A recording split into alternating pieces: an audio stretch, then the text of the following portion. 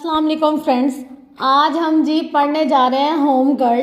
Home girl को जब से मैंने फ़र्स्ट टाइम देखा था ना निम्रा अहमद की तहरीर, तो मुझे इस बात का यकीन था कि जैसे निम्रा अहमद की बाकी तहरीरें बहुत लाजवाब और मज़े की होती है ना, ये तहरीर भी उसी की तरह ही बहुत अच्छी और ज़बरदस्त होगी। तो इसको हम एपिसोड वाइज करेंगे, मतलब एक साथ तो इतनी बड़ी सारी मैं तहरीर आपके साथ शेयर नहीं कर सकती ना, तो इसको पार्ट में करेंगे। जैसे ये इसका पार्ट 1, तो इसमें हमें क्या सीखने और पढ़ने को मिलेगा अपने घर की डेकोरेशन से लेकर अपनी पर्सनालिटी की डेवलपमेंट तक और सेल्फ केयर तक, घर के कामों तक। और एक लड़की फजूल कामों, फजूल सोचों और फजूल चीज़ों से ख़ुद को निकाल कर, जैसे कि आजकल का इन्वायरमेंट चल रहा है, इश्क माशूकी मोबाइल ये वो फलां फलां, तो उससे निकाल कर ख़ुद को और अपनी ज़ात को मसरूफ़ कैसे करें। मतलब खाली दिमाग जो होता है ना, वो तो शैतान का घर होता है। तो अब इस दिमाग को बिजी कैसे करें, ये सब हमें सीखने को मिलेगा इस होम गर्ल बुक में। तो होप्स हो कि आप सबको भी कुछ अच्छा ही इससे चेंज आएगा लाइफ में। और मैं तो ये इसलिए पढ़ी हूँ क्योंकि मुझे इसकी बहुत अशद ज़रूरत है। आजकल मैं अपने काम से थोड़ा फ्री हूँ, तो मैं चाहती हूँ कि मैं अपने आप को इतना बिजी कर लूँ कि कोई फजूल सोच, इसने ऐसे कहा, उसने ऐसे किया, इसने यूँ किया और उसने वो किया वाली बातें जहन में ही ना आए। अच्छा, ऐसा होता है कि लड़कियों को अक्सर ना ये कंपटीशन होता है, इसने इतने सूट बनाए तो हमने क्यों नहीं बनाए, इसने इस जगह पर घूम फिर कर शॉपिंग किया तो हमने क्यों नहीं की। मतलब सबसे ज़्यादा जो लड़कियों का कंपटीशन होता है ना, वो इसी चीज़ में होता है। तो इन सारी चीज़ों से बचने के लिए भी इस तरह की अच्छी हेल्दी बुक सुननी या पढ़नी चाहिए। उससे ये क्या होता है कि इंसान थोड़ा ऐसे लगता है कि जो वो पढ़ रहा है या वो सुन रहा है, वो उस चीज़ की फैंटेसी में खो जाता है। अगर हम कोई बुक सुन रहे हैं, लाइक हम लोगों ने जो लास्ट टाइम पढ़ा था मुसफ़, उसमें मैं जैसे ही पढ़ती जा रही थी, और मैं बहुत सारे लोगों की सुनती भी हूँ, तो जब मेरे कानों में उनके अल्फाज पढ़ते हैं तो मैं साथ साथ ऐसे ख़ुद को फील करती हूँ कि ये जो पढ़ रहे हैं उसके साथ साथ मेरा दिमाग इमेजिन करने लग जाता है कि यहाँ पर ऐसे हुआ होगा, यहाँ इसने ऐसे किया होगा, यहाँ पर ये होगा वो होगा। तो आप लोग भी आई होप्स हो के साथ साथ इमेजिन करते होंगे। तो बस अब ज़्यादा बातें नहीं करते और देखते हैं कि एट द एंड इसका हमारी लाइफ पर क्या इम्पैक्ट पड़ता है। वो तो आप लोग मुझसे कमेंट बॉक्स में शेयर करेंगे। तो जल्दी से स्टार्ट करते हैं, रेडी सेट गो। जिन जिन लोगों ने मेरे चैनल पर नावल नमल सुना होगा, उसके अंदर आप लोगों ने हुनैन यूसुफ का जिक्र तो बारहा सुना होगा। और एंड में हम सुनते हैं कि हुनैन यूसुफ ने होम गर्ल से रिलेटेड एक बुक लिखी है। तो ये समझे हम हुनैन यूसुफ की ही बुक पढ़े हैं, बस ये लिखी गई जो है ना वो निम्रा अहमद के कलम से। मतलब वो कैरेक्टर भी निम्रा अहमद का था और ये बुक भी निम्रा अहमद की। तो इन्होंने अपनी बुक को कनेक्ट किया है अपने उस कैरेक्टर के साथ। तो चले अब शुरू करते हैं। बाब अव्वल, होम गर्ल क्या होती है। मेरा नाम हुनैन यूसुफ है और मैं एक आम लड़की हूँ। एक ज़माने में मैं ख़ुद को ख़ास समझा करती थी, लेकिन फिर मुझे ज़िंदगी ने यह समझाया कि आम होने का लुत्फ़ अलग है। अब मुझे आम रहना अच्छा लगता है और अब मुझे हर वो काम पसंद है जिसके बारे में आजकल के दानिश्वर कहते हैं कि वो आम लड़कियों के काम है। मेरे बड़े अब्बा को तो आप जानते हैं, इन्होंने मुझे सुघड़ लड़की की तारीफ समझाई थी। सुघड़ लड़की यानी कि होम गर्ल भाई। लेकिन होम गर्ल आखिर होती क्या है? लोगों का नज़रिया इसके बारे में मुझसे मुख्तलिफ है। मैं अगर किसी से पूछूं कि सुघड़ लड़की कौन होती है, तो जवाब मिलेगा वो जो मेहमानों के आते ही झटपट काबली पुलाव और कोफ्ते बना ले, जो 10 किस्म की चटनियाँ और मुरब्बे बनाना जानती हो, और लच्छेदार पराठे बनाना तो इसके बाएं हाथ का खेल हो। क्या ये होम गर्ल होती है? नहीं, ऐसी लड़की होम शेफ़ होती है और ये इसका ख़ास टैलेंट है। हर कोई होम शेफ़ नहीं बन सकता, लेकिन होम गर्ल हर लड़की को बनने की कोशिश ज़रूर करनी चाहिए। मगर होम गर्ल किसको कहते हैं? वो जो हर किस्म की सिलाइयाँ कढ़ाइयाँ करना जानती हो, अपने कपड़े तक खुद सी लेती हो। नहीं, वो तो होम डिज़ाइनर होती है और ये एक अलग टैलेंट है। हो सकता है कि होम शेफ़ या होम डिज़ाइनर अपने टैलेंट के साथ होम गर्ल भी हो, लेकिन हो सकता है वो होम गर्ल बिल्कुल ना हो। वो किचन में 3 खाने बनाने के बाद फैलावा समेटने का फन ना जानती हो। वो आलू के कतले तो महारत से काट ले, लेकिन इन्हें ये एहसास ना हो कि लहसुन काटने वाली छुरी से सेब नहीं काटना। वो नए कपड़े तो सी ले, लेकिन इस पर लगे टूटे हुए धागे झाड़ना भूल जाए। लेकिन हो सकता है कि अपने कुकिंग और सिलाई कढ़ाई के टैलेंट के साथ साथ वो सुघड़ भी हो। ऐसी लड़की तो भाई बहुत ख़ास होती है जिसको सब आता हो, लेकिन मैं ख़ास नहीं हूँ। मैं रूटीन के 2-4 खानों के अलावा कुछ खास बनाना नहीं जानती। मैं कोई कुकिंग बेकिंग या सिलाई कढ़ाई की माहिर लड़की नहीं हूँ, ना ही मेरी किताब दादी जान की 150 टोटकों की किताब है। मेरी ये किताब इंटीरियर डेकोरेटर की किताब भी नहीं है। घर को सजाने का बाब सिर्फ इस किताब का एक छोटा सा हिस्सा है।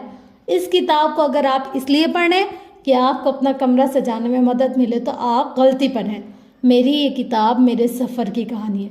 मैंने एक नाजुक सी लड़की से होम गर्ल बनने का सफ़र कैसे किया और इस सफ़र में क्या क्या सीखा। क्योंकि होम गर्ल बनना कोई टैलेंट नहीं है, ना ही ये कोई ऑप्शन है कि जी चाहा वो बन जाओ, कि जिसका जी चाहा ना बने। लड़की चाहे अमेरिका में रहती हो चाहे पाकिस्तान में, इसे वो सब आना चाहिए जो इस किताब में बताया जा रहा है। ये सब माएँ सिखाती हैं, मगर अक्सर लड़कियां समझती हैं कि इन्हें इन चीज़ों की ज़रूरत नहीं है, ये आम लड़कियों के करने के काम है।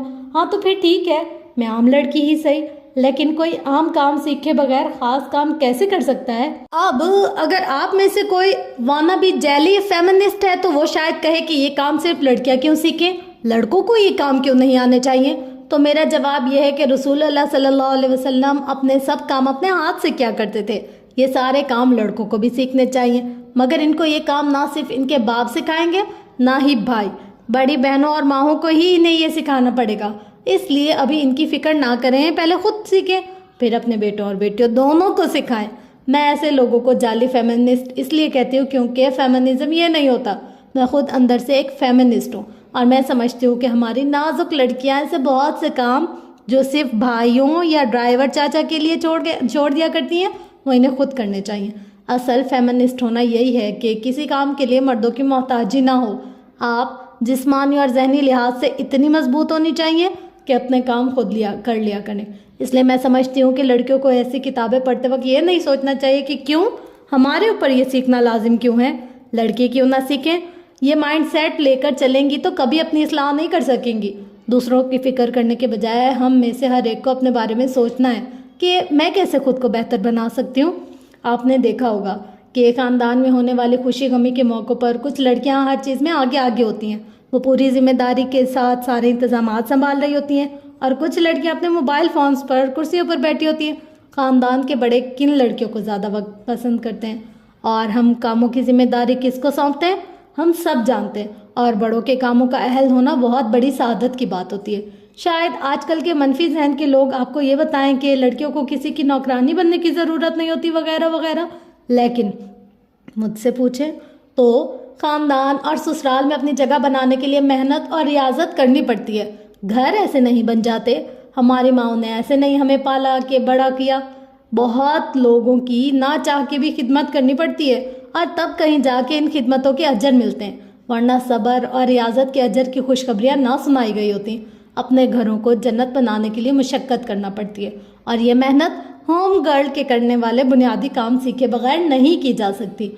और होम गर्ल बनने का आगाज़ अपने आप से करना पड़ता है। सबसे पहले खुद अपना लाइफस्टाइल बदलना पड़ता है। मैं अभी अपने सफ़र का आगाज़ अपने आप से ही करने जा रही हूँ। मेरा आधा ईमान। कभी कभी मैं सोचती हूँ कि अल्लाह ताला ने इंसान को ऐसा क्यों बनाया कि इसे पसीना आता है, वो एक दिन ना नहाए तो मैला लगने लगता है, बाल चिकने हो जाते हैं, इंसान को खुद साफ रखने की मुशक्क़त क्यों करनी पड़ती है। अल्लाह हमारे जिस्म पर कुछ बाल उगा के इन्हें उखाड़ने का हुक्म क्यों देता है। पसीने वाले ग्लैंड्स बनाए ही क्यों गए हैं। कितना अच्छा होता कि ये सब ना होता, हर इंसान साफ और खुश्क पैदा किया जाता, ना ऐसे बाल होते ना ऐसे पसीने वाले ग्लैंड्स होते, सब साफ सुथरे निखरे निखरे नजर आते। लेकिन फिर फ़र्क कैसे होता, एक होम गर्ल और एक पुअर लड़की में फ़र्क कैसे करते हैं आप। इंसान के लिए वही है जिसके लिए वो मेहनत करता है। खुद को साफ करने के लिए भी मेहनत करनी पड़ती है और ये कोई चॉइस नहीं है। मूड है तो नहा लिया, मूड नहीं तो 3-3 दिन तक लैपटॉप के सामने बैठे ड्रामे देखते रहे, वही साइड पर झूठे बर्तनों का ढेर लगाते गए, वही पढ़ाई भी कर ली, फिर 3 दिन बाद नहा धोकर फ्रेश हो गए और शीशे में अपने निखरे उजले वजूद को देखते हुए खुद को एक साफ सुथरी लड़की तस्वर किया। सॉरी, स्पॉइलर अलर्ट, ऐसी नहीं होती साफ लड़कियां, मगर पहले मैं यही समझती थी कि इतनी सफाई काफ़ी होती है। आप जानती हैं कि मैं एक ज़माने में एक पुअर लड़की थी, मुझ में सलीका नहीं था, लेकिन फिर मैंने खुद को खुद सलीका शुआर बनाया। मैंने सफाई सीखी। हमें खुद को खुद इम्प्रूव करना होता है, हर रोज़ अपने अंदर एक नई अच्छी आदत पैदा करनी होती है। मैंने भी होम गर्ल बनने के इस सफ़र में सबसे पहले कुछ चीज़ें जो सीखी अपनी ज़ाती सफाई थी, क्योंकि ये मेरा आधा ईमान है, मेरा सच, मेरी नमाज है, मेरा इखलाक, वालदैन की खिदमत, सदकात, रोज़े, खुद को दूसरी बुराइयों से दूर रखना, ये सब मिलके मेरा आधा ईमान बनाते हैं और बाकी आधे की जगह खाली रहती है, मेरी भी और आपकी भी। और इसी आधी जगह को फुल हमारी सफाई करती है। सफाई रूह, दिल और ख्यालात की भी होती है, लेकिन वो हमारा मौजू नहीं है। असल सफाई जिस्म की होती है। हमारा जिस्म एक अजीब सी तख्लीक है। इसके किसी हिस्से को एक दिन साफ ना करो तो वो बदबू पैदा करने लग जाता है। ये मैल और बदबू हर इंसान के जिस्म से पैदा होती है। साफ और मैले कुचैले लोगों में फ़र्क ये है कि साफ इंसान इससे आगाह होता है और मैला इंसान इससे बेपरवाह होता है। सफाई के सफ़र ने मुझे जो सिखाया वो आपके लिए सीखना बाय चॉइस नहीं है, बल्कि ये आप पर लाजिम है, फ़र्ज़ है। जैसे नमाज फ़र्ज़ है, बिल्कुल वैसे ही अपने आप को साफ रखना हम सब पर लाजिम है। क्यों? ताकि हमारे जिस्म से किसी दूसरे को तकलीफ़ ना हो। और जानते हैं हम लोग बिना उंगली हिलाए, बिना ज़बान को हरकत दिए किसी दूसरे इंसान को तकलीफ़ कैसे देते हैं? अपनी बू से। जब मैं ताज़ा दायरा सफाई में दाखिल हुई थी तो मुझे शॉपिंग मॉल या कॉलेज के मैदान में लड़कियों के साथ चलते फिरते वक्त सबसे ज़्यादा इनकी बू तकलीफ़ देती थी। ओफ, ये हमारी लड़कियाँ इतनी स्मेल क्यों करती हैं? आप पाकिस्तान के किसी मॉल में चले जाएं, किसी बाज़ार में या किसी क्लासरूम में बैठ जाएं, थोड़ी देर बाद आपका बदबू से नाक बंद होने लगेगा। मैं सोचती थी कि क्या इनको अपने आप से स्मेल नहीं आती? ये नहा के क्यों नहीं आती? खुद को साफ़ क्यों नहीं रखती? और फिर मुझे एहसास हुआ कि खुद को बहुत साफ़ और दूसरे को बदबूदार समझकर नाक सिकोड़ने के बजाय क्यों ना मैं वो वजह जानने की कोशिश करूं जिसके बाइस लोगों से बदबू आती है। और जब मुझे वजह और हल दोनों मिल जाएंगे तो मैं एक किताब लिखकर दूसरों तक अपनी आवाज़ पहुंचा सकूंगी। जी हाँ, यही है इस किताब का असल मकसद, सफाई, तहारत और ख़ुद को संवारने का हुनर। आइए हम मिलकर इन सवालात का जवाब ढूंढने की कोशिश करते हैं ताकि हमारे जिस्म से किसी को तकलीफ़ ना हो। लोगों से बदबू क्यों आती है? इसकी दो वजूहात होती हैं। या तो इन लोगों का कोई तिब्बी मसला है जिसके लिए इन्हें डॉक्टर से इलाज करवाना ज़रूरी है, या फिर वो अपनी स्मेल से खुद भी बेखबर हैं। अगर पहली वजह है तो ऐसे लोगों को जल्द अज जल्द अपना इलाज करवाना चाहिए। मेहनत और कोशिश से इसको दूर किया जा सकता है। लेकिन अगर दूसरी वजह है तो इसके लिए मच्छरों की बीवी वाली कहानी की मिसाल देना काफ़ी है। एक लड़की नई नई ब्याह के मच्छरों की बस्ती में आई तो शुरू में इसे वहाँ मछली की बहुत बदबू आया करती थी। वो नाक चढ़ाती थी, गुस्सा करती थी। चंद दिन गुजरे तो बदबू आना बंद हो गई। वो खुश हो गई कि इसके आते ही बदबू ख़त्म हो गई, जबकि ऐसा नहीं था। इंसानी नाक जब किसी एक ही बू में रहने की आदत हो जाए, अच्छी या बुरी, तो वो इससे बेहिस हो जाती है। मैले कुचैले इंसान को अपने आप से स्मेल नहीं आती कि वो या इसके घर वाले इस बदबू के साथ रहने के आदी हो चुके होते हैं, इसलिए वो इसे महसूस नहीं करते। इसमें इनका कसूर नहीं होता। अगर होता भी है तो हमें ऐसे लोगों की मदद करनी चाहिए, ना कि इनके सामने नाक चिढ़ानी चाहिए। मोमिन वो होता है जिसके अंदर अगर सफाई ना हो तो इसका आधा ईमान कम हो जाता है, क्योंकि मोमिन के जिस्म से किसी दूसरे को तकलीफ़ नहीं होनी चाहिए। हो सकता है कि किसी को खुद से स्मेल ना आती हो तो इसको एहसास ना हो, लेकिन ऐसा नहीं हो सकता कि आप हर रोज़ स्मेल कर रहे हो और 10 साल गुजर जाए मगर आपको इसका एहसास ना हो कि आपसे बदबू आ रही है। अक्सर माँ बाप या बहन भाई एहसास दिलाते हैं, नहीं तो क्लास फेलोज़ या साथी और वर्कर्स बहाने से कह देते हैं। जब तक आपको कोई कहता नहीं है तब तक आप कसूरवार नहीं है। लेकिन अगर आपको घर वाले बार बार कह रहे हैं कि नहा लो, साफ़ कपड़े पहन लो, तो इसका साफ मतलब है कि आपसे स्मेल आ रही है। वरना किसी को आपकी सफाई में दिलचस्पी नहीं होती, आपको अपने अपने नाक की फ़िक्र होती है। लेकिन इसके बावजूद अगर आप अपनी सफाई के लिए कुछ नहीं करते तो आप फुअड़ भी हैं, सुस्त भी और निकम्मे भी। अब वो वक्त आ गया कि हम सब अपने अपने जिस्म के बारे में मज़ीद आगाह रहा करें, क्योंकि जब आपके जिस्म से किसी को तकलीफ़ होती है तो वह आपके करीब नहीं आना चाहता। कुछ लड़कियों के अबाए से इतनी स्मेल आती है कि इनसे गले मिलते वक्त नाक बंद करनी पड़ती है। ऐसे अबाए का क्या फ़ायदा जिससे ईमान ही आधा कम हो जाए। लड़कियों को एहसास नहीं होता कि इनके इस गंदे मैले हुलिये से दूसरों के जहन में इनका क्या इंप्रेशन बनता है। खुद कोई साफ रहता हो या ना रहता हो, किसी दूसरे का मैलापन फौरन नोट कर लेता है। देखिए, आप इस मास्टर में ऐसे नहीं रह सकते कि भाई मुझे किसी की राय की परवाह नहीं। सॉरी, ये रवैया बिल्कुल गैर मुनासिब है। आपको इस दुनिया में रहना है तो दुनिया वालों की आरा की परवाह करनी पड़ेगी। अगर आप एक लड़की हैं तो फेसबुक पर लिखे बागियाना अक़वाले ज़नी आपके काम नहीं आएंगे।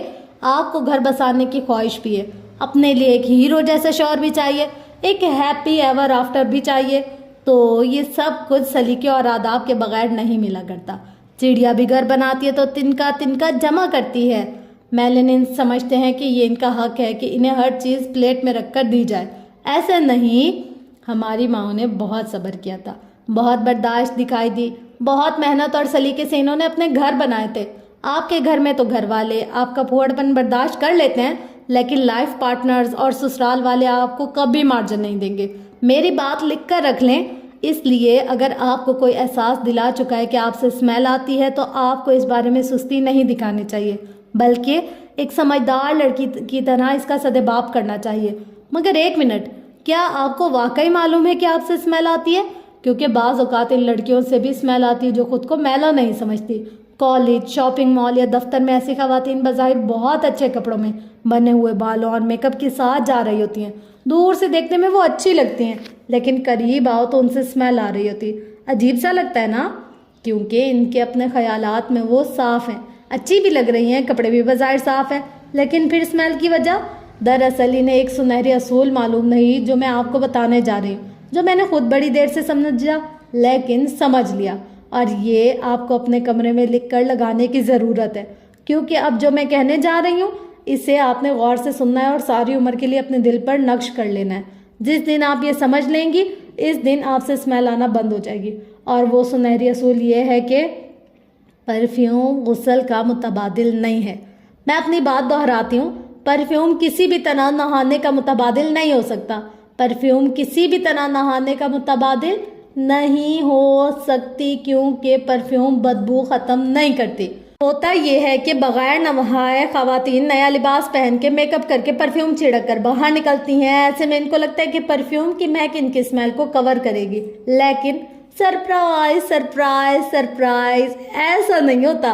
परफ्यूम चाहे ब्रांडेड हो या आम लोकल हो, वो कभी भी आपकी बदबू नहीं छुपाएगा। बदबू हमेशा खुशबू पर हावी हो जाएगी। ये कुलिया आपने समझ लेना है कि खुशबू पे बदबू हावी नहीं होती। बदबू खुशबू से ज़्यादा ताकतवर होती है, लेकिन बदबू से ज़्यादा ताकतवर पानी होता है।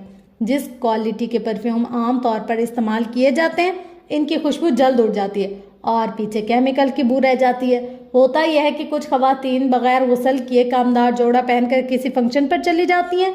इस वक्त इनसे स्मेल नहीं आती, लेकिन फंक्शन के इख्तिताम तक इनके पसीने के ग्लैंड्स पसीना पैदा कर चुके होते हैं। नया पसीना कभी भी बदबू पैदा नहीं करता, इसलिए इस वक्त इनसे स्मेल नहीं आती। लेकिन फिर वापसी पर वो वही नया जोड़ा उतार कर हैंगर पर लटका देती हैं, तो पसीना इस जोड़े पर लगा रह जाता है। फैंसी कपड़े कौन सा रोज़ रोज़ धोए जाते हैं? अगली दफ़ा जब भी वो लिबास पहना जाए, चाहे नहा के भी पहने, तब भी इससे स्मेल आएगी। आपको अक्सर शादियों वगैरह पर ख़वातीन से गले मिलते हुए बदबू आती होगी। इसकी वजह ये नहीं कि इन्होंने बिना नहाए लिबास पहना होगा या पहले का बदबूदार लिबास दोबारा पहना होगा। पहले मुझे ये कहना है कि हो सकता है कि मैं ऐसी बातें करते हुए काफ़ी ग्रॉस लग रही हूँ, ग्रॉस यानी कि गंदी, लेकिन इन ग्रॉस बातों को किए बगैर मैं इस टॉपिक को कवर नहीं कर सकती। एक मिनट, मैं ग्रॉस नहीं हूँ। जो लोग अपने जिस्म की स्मेल के बारे में एहतियात नहीं करते वो ग्रॉस होते हैं। ऐसे ही जैसे हम सब का कचरा साफ करने वालों को कूड़े वाला बोलते हैं, जबकि कूड़े वाले तो वो घर होते हैं जिनसे वो गरीब रोज़ कचरा चुनते हैं। हम सबको भी अपने अपने जिस्म और घर का कचरा चुनने के लिए थोड़ी सी ग्रॉस बातें बर्दाश्त करनी होंगी, और ये कोई मुश्किल नहीं है। ज़रा सी मेहनत से आपका ऐसा अहमियत बन सकता है कि जिसके बारे में लोग ये कहें कि ये लड़की तो बहुत साफ़ सुथरी है। बाप सोइम, वो परी चेहरा लोग। हमारा दुनिया वालों से ताल्लुक़ किस चीज़ से बनता है? हमारे नाम से। लेकिन हमारे जिस्म का वो कौन सा हिस्सा है जो किसी को हमारा जिक्र करते ही याद आता है? हमारा चेहरा। और जब हकीकी ज़िंदगी में हम किसी के साथ बैठते हैं तो इनसे बात करते वक्त हमारे जिस्म का वो पहला हिस्सा जो इनको तकलीफ़ दे सकता है, वो हमारा मुंह है। अगर हमने अपना इमेज अच्छा बनाना है और महफिलों में हर दिल अजीज़ बनना है, तो सबसे पहले अपने मुंह का ख्याल रखना है। मैं चेहरे की नहीं, मुंह की बात कर रही हूँ। चेहरा मज़ीद खूबसूरत बनाने की ब्यूटी टिप्स से किताबें और इंटरनेट भरा हुआ है, लेकिन हम सबको अपने मुंह खूबसूरत बनाने से ज़्यादा ज़रूरत है। अक्सर लोगों को मालूम ही नहीं होता कि उनके मुंह से स्मेल आ रही है। वैसे स्मेल की मुख्तलिफ वजूहात होती हैं। आप किस तरह के खाने खा रहे हैं, कितना ब्रश करते हैं, बहुत देर तक कुछ खाया पिया ना हो तब भी स्मेल आती है, जैसे रोज़े में आती है। हर इंसान मुख्तलिफ तरीके से स्मेल करता है, लेकिन स्मेल को ट्रीट कमोपेश एक ही तरीके से किया जाता है। हमें 3 मौक़ों पर टूथब्रश करने की आदत अपनानी होती है, सुबह उठ के, रात को सोने से पहले और हर खाने के बाद। बहुत से लोग कुछ खाने के बाद ब्रश नहीं करते, वो समझते हैं कि सुबह और रात का ब्रश करना काफ़ी है, मगर हकीकत यह है कि जैसे ही आपने नाश्ता किया, सुबह किए कि ब्रश का असर रह गया, दोबारा इसे मुंह से खा पी लेना ऐसे ही है जैसे दोपहर की मैली प्लेट में रात का खाना खा लिया जाए। कभी खाएंगे नहीं ना, कराहत आती है ना, तो दांत और जबान को ब्रश किए बगैर अगला खाना आप कैसे खा सकते हैं। ब्रश भी ऐसे नहीं करना चाहिए कि चंद सेकंड के लिए दांतों में झाड़ू फेरा और कुल्ली कर ली। 3 से 5 मिनट तक दांत साफ करने चाहिए। अब वक्त का हिसाब कौन रखे, चलें दांत पर 5 सेकंड तो लगाएं। और ब्रश वैसे नहीं करना जैसे टीवी इश्तेहारात में करते हैं, सीधा सीधा मॉडल्स की तरह। ब्रश टेढ़ा करते हैं 95 के जाविये पर, ताकि ब्रश के धाते अंदर तक दांतों की जड़ों तक पहुंच जाए। मैंने एक दफ़ा पाकिस्तान से बाहर एक डेंटिस्ट को अपने दांत दिखाए, तो इसने मुझे खूब डांटने के बाद एक्सरे कर दिखाया कि किस तरह मेरे दांतों की जड़ों में खाल के अंदर गंदगी के पॉकेट्स बने हुए हैं। हालांकि मेरा ख्याल था कि मेरे दांत साफ सुथरे हैं, लेकिन हम में से अक्सर लोगों के दांतों में ये पॉकेट्स बने होते हैं। इसलिए प्लीज़ बहुत एहतियात के जाविये पर ब्रश किया करें, मगर इतना सख्त भी नहीं कि मसूड़े दर्द करें या खुद को ज़ख्मी कर बैठें। अंदर बाहर दोनों तरफ ब्रश करें और ज़बान की सतह को भी ब्रश किया करें। सारे मसले इसी ज़बान से ही तो पैदा होते हैं। मिसवाक की आदत आपको बहुत से मसाइल से बचाएगी। ब्रश भी करें और मिसवाक भी करें। कम से कम दिन में एक नमाज के वज़ू के साथ मिसवाक करें। अगर रोज़ नहीं करना चाहते तो जुम्मे के रोज़ ज़रूर करें। मिसवाक से आपके मुंह की स्मेल का मसला हल हो जाएगा। इसके अलावा मैं अपने पर्स में ब्रेथ मिंट ज़रूर रखती हूँ। ये किसी भी स्टोर से मिल जाती हैं और बहुत सस्ती होती है। होम गर्ल्स के बैग में ये होना लाजमी है, ताकि जब वो किसी से मुलाकात करने जाएं तो भले सुबह ब्रश कर रखा था फिर भी एक टुकड़ा मुंह में रख लें, नहीं तो इलायची रख लें, क्योंकि आपके मुंह से स्मेल आने में आपका इतना कसूर नहीं है। काफ़ी देर मुंह बंद रहे तो आने लगती है, लेकिन अगर ये स्मेल दूसरों तक पहुंच जाए, सिवाय इसके कि आप रोज़े से हों, तो इसमें आपका कसूर बनता है। मैं किसी के घर जाते हुए अमूमन कार में बैठकर मुंह में ब्रेथ मिंट का एक टुकड़ा रख लेती हूँ ताकि सांस फ्रेश हो जाए। बहुत से लोगों को मैंने देखा है कि वो दांत ब्रश भी कर लेते हैं, मिसवाक भी कर लेते हैं, मुंह से स्मेल भी नहीं आती, लेकिन वो फ्लॉसिंग नहीं करते। अगर आपको नहीं मालूम कि फ्लॉसिंग क्या है तो इसमें कोई बुरी बात नहीं है। इंसान को सब बातें एक साथ मालूम नहीं होती। आप आहिस्ता आहिस्ता इन चीज़ों को सीखते हैं। हो सकता है आपने ज़िंदगी की कई साल बगैर फ्लॉसिंग किए गुजारे हो, लेकिन अब मज़ीद नहीं। किसी भी स्टोर से टूथ फ्लोरेस का पैकेट ले लें और अपने दांतों के दरमियान से एक धागे को गुजारें।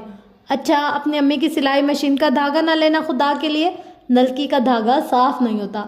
आप बना बनाया फ्लोर्स खरीद लें, सस्ता होता है मगर मेडिकेटेड होता है। इसे एक दांत के दरमियान से गुजारें, क्योंकि ब्रश से दांतों के दरमियान फंसे टुकड़े नहीं निकलते। आपको बज़ाहिर लगता होगा कि कौन सा हम रोज़ गोश्त खाते हैं, लेकिन आपको मालूम नहीं होगा कि आपके दांतों में कई हफ्ते पहले के टुकड़े पड़े होंगे।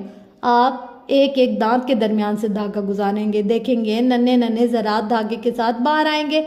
इनको सूंघे, शाबाश, सूंघ के देखिए। तब आपको एहसास होगा कि ये बदबूदार चीज़ आपके मुंह के दरमियान कितने दिन से रह रही थी। पहली दफ़ा फ्लॉसिंग करने पर आपके मसूड़े से खून आएगा, इसलिए एहतियात से करें। यूट्यूब पर वीडियो देखकर इसे सीखें और इसे करने की आदत डालें। आपकी सांस की बुरी स्मेल का मसला इससे भी हल हो जाएगा। जिल्द के अक्सर मसलों का हल सिर्फ साफ़ पानी से इनको धो लेना होता है। मेरा ये मतलब नहीं है कि आपको कोई स्किन प्रॉब्लम है तो बस इस पर पानी डालते रहें और कहें कि हुनैन ने कहा था कि डॉक्टर को नहीं दिखाना। नहीं, मैं जो सारी बातें बता रही हूँ इन लोगों के लिए जिनको जिल्द के ख़ास प्रॉब्लम्स नहीं है। अगर आपको हैं तो डॉक्टर को दिखाएं। मैं पानी की ताकत पर बहुत यकीन रखती हूँ। आपको मालूम है, जब अयूब अलैहिस्सलाम बीमार हुए थे तो उनको जिल्द के आर्ज़े लाहक हुए थे। जब अल्लाह ने इनको शिफा दी तो इनके लिए ऊपर और नीचे से पानी पैदा किया और कहा कि वो इसे अपने ऊपर डालें। वो पानी ख़ास था, मगर अयूब अलैहिस्सलाम के मसले भी ख़ास थे। कुरान में ये मंज़र बहुत वाज़ेह तौर पर बयान किया गया है। मुझे इसके बाद ईमान सा लगा कि जिल्द के आम मसले आम पानी से हल हो सकते हैं। इसलिए मैं ये करती हूँ कि दिन में वज़ू के अलावा 2 दफ़ा चेहरा अच्छी तरह धोती हूँ। मैं ये नहीं कहूँगी कि अर्के गुलाब से धोती हूँ, मैं बस एक अच्छा फेस वॉश इस्तेमाल करती हूँ। चेहरा और बाकी जिस्म साबुन हमेशा मुख्तलिफ होता है। आम साबुन से आपने चेहरा नहीं धोना, चेहरे का ख़ास ख्याल करना है। नहाने या वज़ू के बाद पहला स्टेप अपनी जिल्द को मॉइस्चराइज़ करने का होता है। मॉइस्चराइज़र करने से मुराद इसको इसकी खुराक पहुंचाना है। पानी सूख जाने के बाद आपकी जल्द खुश्क खुश्क सी हो जाती है। अच्छी स्किन का राज ये होता है कि आपने पानी पूरा सूखने नहीं देना और फ़ौरन से थोड़ा सा लोशन हाथों और चेहरे पर लगा लेना है। लोशन पर आपको कुछ पैसे खर्च करना पड़ेंगे। एक दफ़ा अच्छा वाला मॉइस्चराइज़र ले लें, काफ़ी अर्सा चल जाता है। जल्द के अक्सर मसले इसलिए शुरू होते हैं कि आप जल्द को इसकी खुराक नहीं दे रहे। सारी चीज़ें एक तरफ और जल्द धोने के बाद लगाया गया मॉइस्चराइज़र एक तरफ। मैं चेहरे को तौलिए से साफ़ करने के हक़ में नहीं हूँ। इसको वैसे ही हवा से खुश्क होने दिया करें और फिर मॉइस्चराइज़र लगाया करें। बाकी जिस्म आप तौलिए से ज़रूर साफ़ करें, लेकिन अपने तौलिए से। मैं देखती हूँ अक्सर हॉस्टल्स में लड़कियाँ या एक ही घर में बहन भाई एक दूसरे का तौलिया इस्तेमाल कर लेते हैं। दिल चाहता है कि इनको प्यार से नसीहत करूँ कि ऐसे ना क्या करें। असल में मेरा दिल चाहता है कि इनको रख के थप्पड़ लगाऊं, लेकिन ऐसा लिखा तो आप लोग बुरा मान जाएंगे। शेयर करना अच्छी बात है, लेकिन तौलिया, टूथब्रश, हेयर ब्रश और अंडरगारमेंट्स यह आपने कभी किसी दूसरे के इस्तेमाल नहीं करने। मेरी ये बातें इतनी ग्रोस नहीं है जितना ये सब करना ग्रोस है, इसलिए ऐसा कभी ना करें। तौलिया अपना अपना और हेयर ब्रश अपना अपना, इसको उसूल बनाएं और ये ना सोचे कि हॉस्टल्स वगैरह में ऐसा नहीं हो सकता। इन्हीं हॉस्टल्स में कितनी ही लड़कियां साफ़ सुथरी रहती हैं। आप जिस तरह की आदतें दूसरों की डालेंगे वो इसी की आदतें हो जाएंगी। मेरा कोई हेयर ब्रश लेकर दिखाए, मैं इसकी जान ले सकती हूँ। आपके मुंह को एक और चीज़ को बहुत खूबसूरत बनाएगी, वो है इसके अंदर से क्या निकल रहा है। सांस और खुशबू के साथ साथ अंदर से मिठास बाहर आ रही है या जहर उगला जा रहा है। क्या दूसरों की तारीफ और हौसला अफजाई की जा रही है या तल्खी और शिकवे में लिपटी बातें बाहर निकलती जा रही हैं जो हर एक का दिल ख़राब करती हैं। ये सारी चीज़ें एक साथ की जाएं तो आपको फ़ायदा होगा और मुझे भी। बाप चहारों, ये ज़रा सी नमी, ये एक ऐसी चीज़ है जिससे हम सब तंग होते हैं, बिलखुसूस गर्मियों में। वो है जिस्म की ये ज़रा सी नमी जो बहुत से मसले पैदा करती है। साफ़ सुथरे लोग वो होते हैं जो खुश्क रहते हैं। इसका मतलब ये नहीं है कि वो नहाते ही नहीं है, बल्कि वो अपने आप को बार बार धो के खुश्क कर लेते हैं। मगर क्या करें, अल्लाह ने हमारे अजसाम में एक ग्लैंड्स पैदा कर दिया है जो जिस्म को खुश्क नहीं रहने देते और पसीना पैदा करते हैं।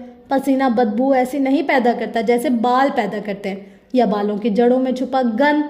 इस पसीने की बेहतरीन जमा होने की जगह आपके अंडर आर्म्स के वो बाल हैं जिनको अल्लाह ने बना के साफ और मैले इंसान में फ़र्क करने का पैमाना रख दिया है। अल्लाह चाहता तो ये ना बनाता, लेकिन पहले अल्लाह ने इनको बनाया और फिर इनको उखाड़ने का हुक्म दिया ताकि हमें ये एहसास हो कि हम लोग अगर अपने जिस्म की सफाई का ख्याल नहीं रखेंगे तो बैरूनी दुनिया की गंदगी इस कोने कुदरों में जमा होने लगेगी और हमसे बदबू आने लगेगी। दिल भी जिस्म का ही टुकड़ा है, इसको साफ नहीं रखेंगे, बार बार तौबा और नमाज का पानी इस पर नहीं बहाएंगे तो इसमें से भी गंद बैठ जाएगा। नज़र नहीं आएगी लेकिन ईमान वालों को दूर से आपसे बदबू आने लगेगी। हमारे अंडर आर्म्स भी हमारे जिस्म के वो कोने कुदरे हैं जिनकी स्मेल दूसरों तक तेज़ी से पहुंचती है और यही स्मेल आपका अच्छा या बुरा इमेज बनाती है। मसला ये है कि अक्सर लोगों को खुद से स्मेल नहीं आती। इसका हल इसी मछेरे की बीवी की कहानी से निकलता है। अगर आप हर रोज़ नहाने की आदत डालेंगे तो आपको अपने जिस्म की साफ़ और गैर साफ़ हालत में फ़र्क आना शुरू हो जाएगा। जितना ज़्यादा आप साफ़ रहेंगे इतनी जल्दी आपको अपने जिस्म से आने वाली बुरी स्मेल का इल्म हो जाएगा और आप इसका सद्भाव कर सकेंगे। वरना अगर किसी को एहसास ही ना हो तो कैसे इस स्मेल को ख़त्म किया जा सकता है। अंडर आर्म्स के बाल सबसे बुरे बाल हैं। इनकी जड़ों में पसीना जमा होता है और वो बदबू अमूमन तब पैदा करता है जब ये बाल मौजूद हो। अगर बाल ही उखाड़ लिए जाएं तो गंदगी बहुत आसानी से जमा नहीं हो पाएगी और आपसे स्मेल नहीं आएगी। मसला ये है कि ख़वातीन वक्त बचाने और आसानी के लिए इन बालों को वीट जैसी क्रीमों से साफ़ करती हैं, जो कि बहुत गलत है। ये क्रीमें कभी भी आपका मसला नहीं हल करेंगी बल्कि इसे बढ़ाएंगी। आपको अल्लाह ने इन बालों को उखाड़ने का हुक्म दिया है ताकि ये जड़ से ही निकल जाएं। इसके दो तरीके, वैक्स या लेज़र। बाज़ लोग समझते हैं कि लेज़र बहुत महंगा होता है, मगर ये इतना महंगा नहीं होता। मगर फिर भी हर कोई लेज़र अफोर्ड नहीं कर सकता, इसलिए बेहतरीन तरीका वैक्स है। अलबत्ता इस बात को भूल जाएं कि वैक्स करवाने के एक दिन बाल हल्के होकर ख़त्म हो जाएंगे या बेसन की टिक्कियाँ बनाकर लगाने और उखाड़ने से बाल ख़त्म हो जाएंगे। नहीं, ये बाल कभी ख़त्म नहीं होंगे। अगर ऐसा मुमकिन होता तो लोग इतना पैसा खर्च करके लेज़र ना करवा रहे होते। ये बाल लेज़र के सिवा किसी चीज़ से ख़त्म नहीं हो सकते और लेज़र से भी ये बहुत बारीक होते हैं और बहुत देर से आते हैं, मगर खात्मा इनका कभी नहीं होता। लेकिन हम सबको हेयर रिमूविंग क्रीम का इस्तेमाल बंद कर देना चाहिए। वो बालों को मोटा करती है और आपका बालों वाला हिस्सा बढ़ता जाता है, बाल फैलते जाते हैं। वैक्स से ये जितने थे इतने रहेंगे और ज़रा से हल्के होंगे। हो सकता है आपको मेरी बातें काफ़ी ग्रॉस लग रही हों, लेकिन जानते हैं ज़्यादा ग्रॉस क्या है? मेरे इर्द गिर्द की लड़कियों से बदबू आना और इनको इस बात का एहसास तक ना होना। अगर इनको एहसास दिलाने के लिए मुझे ये ग्रॉस बातें करनी है तो मुझे कोई मसला नहीं। अल्लाह ताला कुरान में फरमाता है कि अल्लाह हक बात कहने से हया नहीं करता और हक बात सच बात को नहीं कहते। हक इस बात को कहते हैं जिसे इस वक्त किया जाए जब इसकी ज़रूरत हो। हेयर रिमूविंग क्रीम्स हफ्ते में कम अज़ कम 2 दफ़ा इस्तेमाल करनी पड़ती है और चूँकि बाल जड़ से नहीं उखड़ता इसलिए बदबू का मसला ख़त्म नहीं होता और पसीना जड़ों में आराम से बैठा रहता है। वैक्स का फ़ायदा ये है कि महीने में 1 दफ़ा करवाई जाए तो भी काफ़ी होती है और बाल देर से वापस आता है और पहले से मोटा भी नहीं होता। वैक्स करवाने की तकलीफ आहिस्ता आहिस्ता 2-4 दफ़ा के बाद ख़त्म हो जाती है और दूसरों को अपनी बदबू से तकलीफ देने से बेहतर है कि थोड़ी सी तकलीफ बर्दाश्त कर ली जाए। नहीं, कुछ लोगों की जिल्द नाजुक होती है, वैक्स या एपिलेटर से ख़राब हो जाती है, इनको वीट जैसी क्रीमें इस्तेमाल करनी पड़ती है, लेकिन इनको क्रीमों से बेहतर रेजर से शेव है। और अगर किसी का स्किन का मसला है तो इस मसले को फौरी तौर पर ट्रीट करवाना ज़रूरी है। जैसे अगर वैक्स के बाद आपके सिर्फ छोटे छोटे निशान पड़ रहे हैं तो आपको वैक्स छोड़ देनी चाहिए, क्योंकि इन निशानों का कोई हल नहीं है सिवाय इसके कि आप लेज़र करवाएं या क्रीम इस्तेमाल करें। इन चीज़ों का फैसला आपको खुद करना है, लेकिन याद रखें क्रीम बाल उखाड़ती नहीं है और हमें दीन में अंडर आर्म्स के बालों को उखाड़ने का हुक्म है। अच्छा, इन बालों को सिर्फ उखाड़ देना काफ़ी नहीं, कहा था ना सफाई के लिए थोड़ी सी मेहनत करनी पड़ती है। अगर आप चाहते हैं कि आपसे बदबू ना आए तो आपको हर रोज़ डिओड्रेंट का इस्तेमाल करना होगा। डिओड्रेंट नहाने के फ़ौरन बाद जल्द खुश्क करते ही इस्तेमाल किया जाता है और रोज़ किया जाता है। ये कई किस्मों के होते हैं, लिक्विड, स्टिक वाले, ड्राई, खुशबू के साथ, बगैर खुशबू के। आपके लिए किस किस्म का डिओड्रेंट कारआमद है इसका फैसला आपने खुद करना है। बस ये चेक करें कि अगर डिओड्रेंट लगाने के 24 घंटे के अंदर अंदर आपको खुद से स्मेल आ रही है तो ये नाकारा है। अगर आप छोटे शहर में रहते हैं तो वक्ती तौर पर अपने शहर से डिओड्रेंट ले लें, लेकिन जब आपका किसी बड़े शहर आना जाना हो तो वहाँ के सबसे अच्छे स्टोर से डिओड्रेंट लें। मुश्किल से 500 का भी नहीं होगा और ये हर कोई अफोर्ड कर सकता है। 1 महीने कोक की बोतलें ना पिएं, कुरकुरे ना खाएं, छोटे मोटे खर्चे ना करें तो आपके पास डिओड्रेंट के पैसे जमा हो जाएंगे। कुछ लड़कियां ये एक्सक्यूज़ देती है कि वो परफ्यूम्स अफोर्ड नहीं कर सकती। किसने कहा परफ्यूम सफाई के ज़मरे में आता है? मैं एक्सक्यूज़ को इसलिए नहीं मान सकती कि अगर आपके पास बाथरूम है और नहाने का पानी भी, तो आप रोज़ नहाना तो अफोर्ड कर सकती है ना यार। नहाना तो हर कोई अफोर्ड कर सकता है। ना लें आप परफ्यूम, लेकिन रोज़ नहाएं और एक डिओड्रेंट खरीद लें, आपसे स्मेल नहीं आएगी। कुछ लोग सोडे के बने टोटके बनाते हैं जो अंडर आर्म्स पर डिओड्रेंट की तरह लगाने के मुतबादिल होते हैं। ये टोटके अच्छे होते हैं, लेकिन आजकल किसके पास वक्त है इन टोटकों को बनाने का। जब आपको बाजार से एक अच्छा डिओड्रेंट मिल जाता है तो बनी बनाई चीज़ें लें। हर महीने कोई नया टोटका नहीं बना सकता, इतना वक्त चाहिए होता है इन चीज़ों को बनाने के लिए। याद रखें कि आपकी ज़िंदगी में सबसे अहम चीज़ आपका वक्त है, इसको बचाएं, इसका दुरुस्त कामों पर इस्तेमाल करें। डिओड्रेंट रोज़ के इस्तेमाल की चीज़ें, इस पर इन्वेस्ट करें। याद रखें नहाए हुए बंदे से कभी स्मेल नहीं आती, चाहे इसे पसीना ही क्यों ना आ जाए। पहला पसीना कभी स्मेल नहीं करता। मसलन गर्मियों का मौसम है, आप नहा कर निकली हैं, फिर सीधी किचन में गई, काम करना पड़ गया, अगर तो डिओड्रेंट लगा रखा है तो पसीने के बावजूद स्मेल नहीं आएगी।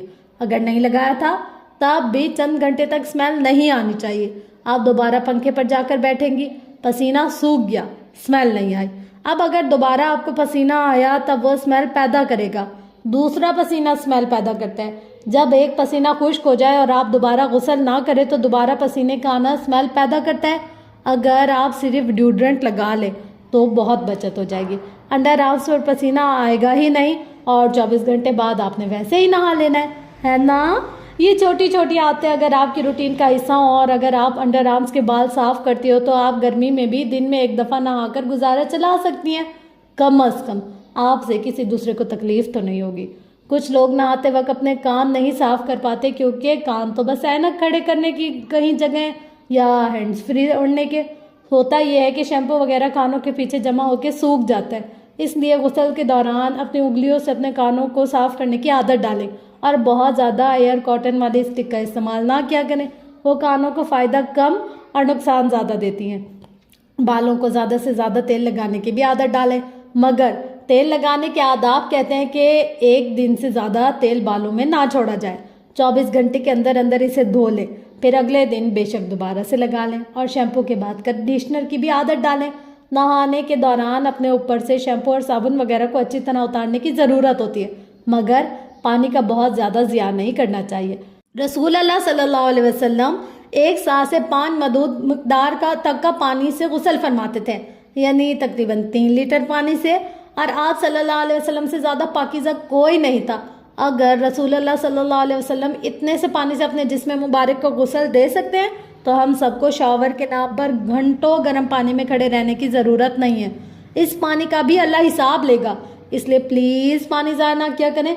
जब से मैं होम गर्ल बनी हूँ, मुझे चीज़ों को बचाने की आदत पड़ गई है, जैसे पैसे बचाने की। अच्छा, वो मैं आगे बताऊंगी। अभी हम ज़ाती सफाई की बात कर रहे हैं। दिल को अच्छा रखने और जिस्म को बदबू से बचाने का एक और नुस्खा है पानी पीना, और बहुत पानी पीना। इसे कहते हैं खुद को हाइड्रेट रखना। बस इस आदत को अपना लें। जिस्म के अंदर जो कूड़ा हम जमा करते जा रहे हैं, वो ज़्यादा पानी पीने से बाहर की तरफ फ्लश आउट होता है और आप के अंदर को साफ करता है। इसके अलावा नाखून जुम्मे के जुम्मे काटने की आदत भी होम गर्ल्स में होती है। वो बहुत लंबे नाखून नहीं रखती। लंबे नाखून खूबसूरती की नहीं, गंदगी की अलामत होते हैं। पता नहीं क्या क्या जमा होता है इनमें। जैसे आप दूसरे नाखून से खा कर बाहर से फेंक दें, तब भी जरासीम तो वही है ना। दीन में हमें हुक्म दिया गया है कि हमने जुम्मे के जुम्मे नाखूनों को ट्रिम करना है और 40 दिन बाद लाजमन अपने नाखून पूरे काटने हैं। नाखून पर थोड़ा सा तेल लगाना भी अच्छा रहता है। नाखून का तेल अलग से मिलता है, इसे नेल पॉलिश की तरह ब्रश से लगाया जाता है। जुम्मे के जुम्मे लगा लिया करें, फ़ायदा ही होगा। वो चीज़ें जो आपके चेहरे के साथ लगती हैं, इनका साफ करना भी हर होम गर्ल को आना चाहिए। और आपको मालूम है कि सबसे गंदी चीज़ क्या है, जिसे हम दिन में कई दफ़ा पकड़ते हैं, ना इसे धोते हैं और ना अपने हाथ? वो आपका मोबाइल फ़ोन है। इसको आप बार बार साफ़ करना होता है। मोबाइल का कवर अलग से साफ़ किया करें। अगर तो फ़ोन वाटर प्रूफ है तो इसे धो लें। मैं तो अपना मोबाइल धोती हूँ हर कुछ दिन बाद। लेकिन अगर वाटर प्रूफ नहीं है तो मेरी बात पर ध्यान ना दें। पता चले कल को फ़ोन ख़राब हो जाए तो आप इसे मेरे सर डाल दें। बस फ़ोन की स्टिकर और पुष्ट को अल्कोहल या स्पिरिट वाइप्स के साथ साफ़ कर लें, जैसे ज़ख्म को साफ़ करते हैं। कवर तो प्लास्टिक का होता है, इसे दिन में 1 दफ़ा धो लिया करें। और ये लटकने वाली चीज़ें जैसे रुई के बॉल्स कवर के साथ खूबसूरती के लिए लटकाने से परहेज़ करें। सबसे ज़्यादा जरासीम इनमें जमा होते हैं और इनको बार बार धोना मुमकिन नहीं होता। मुझे खुद भी ज्वेलरी पहनना अच्छा लगता है और मेरा ख्याल है ज्वेलरी पहनने के लिए औरतों का मैरिड होना ज़रूरी नहीं है। अगर आप भी कानों या नाक में कुछ पहनती हैं तो इसे पहने रखा करें, लेकिन गुस्ल के वक्त इसे उतार के अपने कान और नाक के सुराख तक पानी पहुंचाना लाजिम है। अगर जेवर सोने का है तब भी इसको साफ़ करते रहा करें। वैसे क्या आपने इर्द गिर्द ऐसी खूबसूरत लड़कियां देखी हैं जो साफ़ सुथरी होती हैं, चेहरे भी साफ शफाफ, इनसे स्मेल भी नहीं आ रही, लेकिन इनके पाँव प्यारे नहीं होते, एड़ियाँ मैली और खुरदरी होती हैं? नहीं नहीं, मैं एड़ियाँ नरम करने की कोई टोटके नहीं बताने जा रही। ये किताब टोटकों की किताब नहीं है। मैं वो बताऊंगी जो कोई टोटका नहीं है, बल्कि हम सबकी रूटीन होना चाहिए। मैं जो खुद अपने पैरों के लिए करती हूँ, गुस्ल के बाद मैं फुट सैंडर से एड़ियाँ रगड़ती हूँ और ये पैरों के लिए बना रैग मार होता है। एक तरफ ज्यादा खुरदरी और दूसरी तरफ कम खुरदरी। ज्यादा खुरदरी से आप एड़ी की मुर्दा जिल्द उतारते हैं और कम खुरदरी से इसको बाद में बराबर करते हैं। लेकिन ये काम तब क्या करें जब पाँव गीला और मुर्दा जिल्द नरम हो, और फिर फौरन से पैर के नीचे वैसलीन या पेट्रोलियम जेली लगाकर जुराबे पहन लिया करें। मेरी अम्मी के नज़दीक पेट्रोलियम जेली आधे अमराज का हल है। जिल्द फट गई है, पेट्रोलियम जेली लगाओ। जिल्द रगड़ गई है, पेट्रोलियम जेली लगाओ। कोई मर गया है, पेट्रोलियम जेली लगाओ।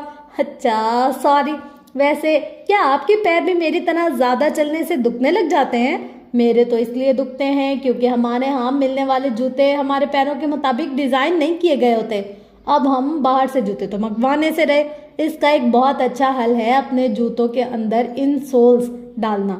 ये पैर की शक्ल का नरम सा सिलिकॉन पैड होता है, जैसे आप जूते के अंदर डाल देते हैं। इससे आपको ज़्यादा चलने की सूरत में भी सुकून रहता है। ये ऑर्थो वालों से या फार्मेसी से मिल जाता है। बहुत महंगे नहीं होते, लेकिन पैरों के साइज़ के ऐन मुताबिक लेने चाहिए। पैरों की एक और चीज़ का अहम ख्याल नहीं रखते, वो है जुराबें। जुराबें हमेशा दुरुस्त साइज़ की पहननी चाहिए।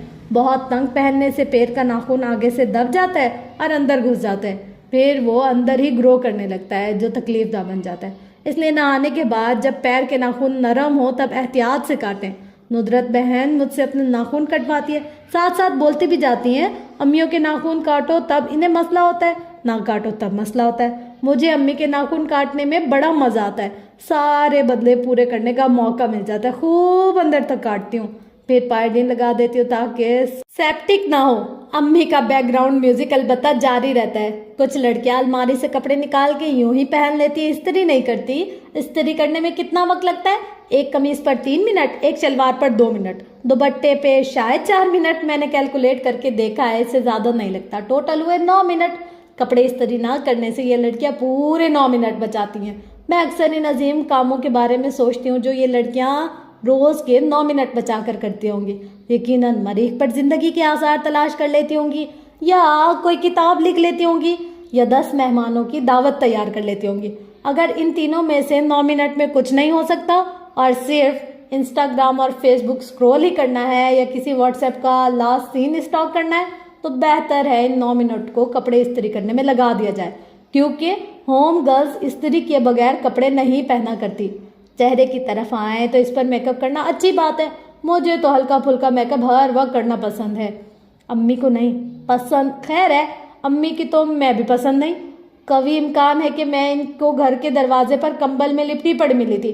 बस दुआ करें मुझे छोड़कर जाने वाले प्रोफेसर डम्बल और मैकडॉनल्ड का ही निकले।